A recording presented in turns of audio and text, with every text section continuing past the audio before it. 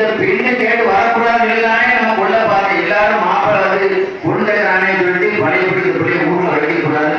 கல்யாணம் முடிக்கிற புது வயசுல இருக்கிற அந்த பொண்ணை கொண்டு போய் நான் அவங்க போட்டு தரணும்னு திட்டம் போட்டேன். அதுக்கு முன்னாடி ஒரு கிணறை பார்த்து வச்சுட்டு வந்தேன். என் பிள்ளைய சொந்தக்கார வீட்டுக்கு கூப்பிட்டு போறேன், ஜோடிச்சு வைக்கிட்டு வந்தேன். என் பிள்ளைய அந்த பிள்ளைய ஜோடிச்சு என் மனைவி தந்தா.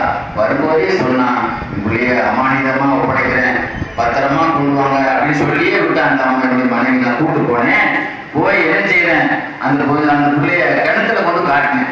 பெரிய பிள்ளைக்கு தெரியவில்லை, சொந்தக்காரன் காட்டோட கிணத்தை ஒத்து பாக்குறானே, இவன் தள்ளி கட்டி பிடிச்சி வாப்பா இப்படி கொண்டாடுங்க வாப்பா, உங்க வாப்பா உமாட்ட அமானிதத்தை சொல்லிட்டீங்க வாப்பா, உமாட்ட வாக்கு கொடுத்தீங்க வாப்பான்னு. அந்த பிள்ளை அழும்போது பாசமா இருந்தது. கிணத்தை பார்க்கும்போது குழந்தை இருந்து கடைசியில சீத்தான் என்னை வீழ்த்தான் பிடிச்சி தள்ளி விட்டுட்டேன். அந்த பிள்ளை கீழே விடும்போதே கதல் தண்ணி அப்பா வாப்பி என்னை கொன்னிட்டிய வாப்பான்னு சொல்லி சத்தம். அப்படின்னு இது கேட்கும் போதே சொல்ல அழுதுட்டான்.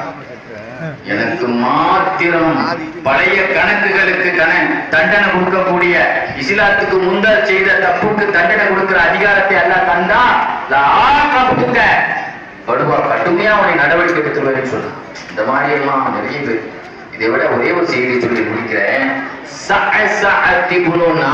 ஒரு சஹாபி சொல்லாட்ட சொன்னாங்க, யார சொல்லலாம், நான் முஸ்லீம் ஆகிறதுக்கு முந்தி ஒரு நாள் என் ஒட்டகத்தை காணையிலன்னு தேடி போனேன். ஒரு பெரிய மைதானம், அங்க ஒரு பெரிய பங்களா, வாசல்ல ஒரு கிழமை உட்கார்ந்து இருந்தார். உள்ள இருந்து ஒரு பொம்பளை வந்த, நான் போனது ஒட்டகத்தை காணையிலன்னு தேடி போனேன். உள்ள இருந்து ஒரு பொம்பளை வந்தா, பெரியவரே புள்ள பிறந்துச்சு அப்படின்னு உள்ள இருந்து ஒரு பொம்பளை சொல்றா.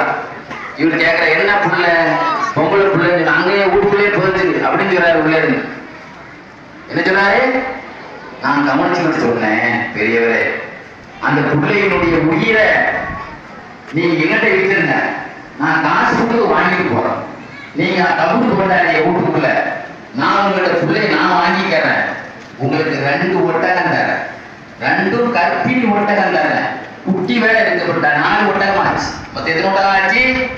4 ஒட்டகம் ஆச்சு. நாங்கள் ஊர்லயும் குட்டி, உங்களுக்கு 4 ஒட்டகம், 2 ஒட்டகம் குட்டி உள்ள ஒட்டகம், சேன ஒட்டகம் தந்து நான் வாங்கிட்டு போறேன். தான் பார்த்தான், சரி கபூர்ல வைக்கிறத கையில கொடுத்துருவோன்னு. இந்த மாதிரி குழி தோண்டி புதைக்க இருந்த 300 பிள்ளைகளை என்னுடைய சினை ஒட்டகை 2 ஒட்டகை கொடுத்து 300 பிள்ளையை நான் காப்பாத்தி இருக்கிறேன் நாயகமே. நான் களிமா சொல்லாத பொழுதே சமூக சேவையில் இருந்தவன். எத்தனை பிள்ளையை காப்பாத்திருக்கேன்? 300 பிள்ளைகளை காப்பாத்திருக்கேன். பெத்த தாப்பும் குழி தோன்றான், நான் யாரோ எவரோ அந்த பிள்ளைய அப்பவும் சொல்லி விடுவேன், உனக்கு பெரிய ஆளான பிறகு உனக்கு பாசம் வந்தா எப்படினாலும் பிள்ளைய மீட்டி கேட்கறானே அப்படின்னு சொல்லி நான் நினைச்சிருக்கேன் நாயகமே. 300 பிள்ளைகளை நான் காப்பாத்திருக்கேன். இதுக்கு நான் களிமாலாம் அந்த காலத்துல சொல்லல, எனக்கு நன்மை கிடைக்குமா? லக்க இதன் நஜ்ருன், நீ இஸ்லாத்துக்கு முந்தி செய்திருந்தாலும் அல்லாஹ்ட்ட உனக்கு கூலி உண்டு, உனக்கு கூலி உண்டு, உனக்கு கூலி உண்டு என்று சொன்னார்கள் ஸல்லல்லாஹு அலைஹி வஸல்லம். அதெல்லாம் கிடையாது, நீ முஸ்லீமே இல்லை அதுக்கெல்லாம் தண்டை தரமாட்டேன் அப்படிலாம் என்ன செய்யல ரசூலுல்லாஹ் சொல்லலைன்னா. இந்த அளவுக்கு பெண் குழந்தைகளின் தந்தையாக பெருமானார் ஸல்லல்லாஹு அலைஹி வஸல்லம் இருந்தார்கள்.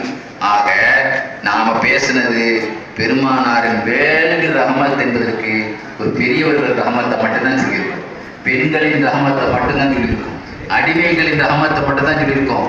மற்றதை சொல்றதுக்குள்ள 100 நூலாதுள்ள தொடர் நடத்தினாதான் அதை சொல்லி முடிக்க முடியும். என்றால் சொன்னால் முடிந்திடுமோ, சொல்வதென்றால் என்றிடுமோ.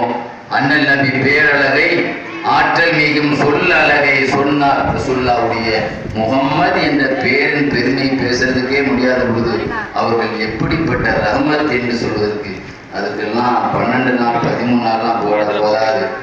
ஆக நம்முடைய நாமளே நானே டயர்டாயிட்டேன், நாம டயர்டாயிரும். ஆனா விஷயம் முடியல. இன்னொன்னு சொன்ன நீங்க ஆச்சரியப்படுங்க, இந்த குறிப்பை பத்தி நான் பேசவே இல்லை, நான் எடுத்து வந்த குறிப்பு பேசவே இல்லை. நான் வந்தது வேற குறிப்புல, வந்த பிறகு வேற ஒண்ணு ஆரம்பிச்சு அந்த பயானே முடிஞ்சு போச்சு. அந்த அளவுதான் பெருமானாருடைய வாழ்க்கை தத்துவங்கள் கடல் மாதிரி இருந்துகிட்டே இருக்குங்கிறத உங்களுக்கு நினைச்சேன். இந்த குறிப்பை நாளைக்கு தான் பேசணும்.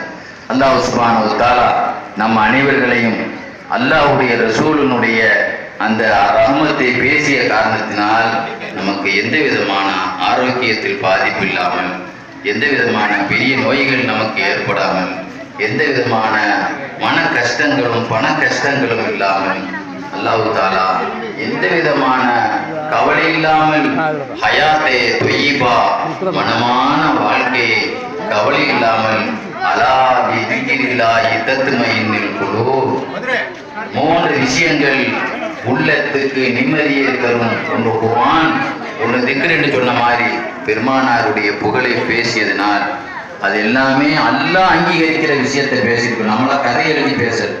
இந்த விஷயத்தை கேட்ட உங்களுக்கும் பேசி எனக்கும் அல்லாஹ் தாலா ஹஸனத்துன் ஃபித் துன்யா ஹஸனத்துன் ஃபில் ஆஹிரா ஈருலகத்திலும் நற்பாக்கியத்தை நீண்ட ஆயுளை அல்லாஹ் பயமில்லாத வாழ்க்கையை அல்லாஹ் நமக்கு தந்தல் புரிவானாக. வாஹிர் தாவானா அனில் ஹம்துலில்லாஹி ரப்பில் ஆலமீன். அஸ்ஸலாமு அலைக்கும் வரஹ்மத்துல்லாஹி வபரகாத்துஹு.